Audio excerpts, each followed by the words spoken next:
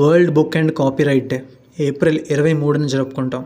ప్రముఖ English writer William Shakespeare చనిపోయింది కూడా ఈరోజే.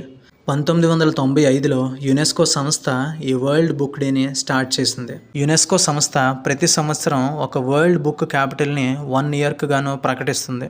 2025కు గాను అది రియో డి జనీరియో, ఇది బ్రెజిల్లో ఉంది. బుక్ రీడింగ్, పబ్లిషింగ్, కాపీరైట్ వీటి మీద అవగాహన కల్పించడం కోసం ఈ వరల్డ్ బుక్ డేని జరుపుకుంటాం. 2025కు గాను వరల్డ్ బుక్ డే యొక్క theme the role of literature in achieving the sustainable development goals. Smartphones, social media రాకతో బుక్ రీడింగ్ అనేది చాలా వరకు తగ్గిపోయింది. ఇన్స్టంట్ ఎంటర్టైన్మెంట్ కోరుకునే ఈ రోజుల్లో పుస్తకాలు చదివే వ్యక్తులు చాలా అరుదు. కొత్త బుక్స్ చదవడం వలన language, vocabulary, concentration and knowledge కూడా పెరుగుతాయి. సో ఇక నుండి రోజుకు 10 నిమిషాలైనా పుస్తకం చదవడానికి సమయం కేటాయిద్దాం. Happy world book day.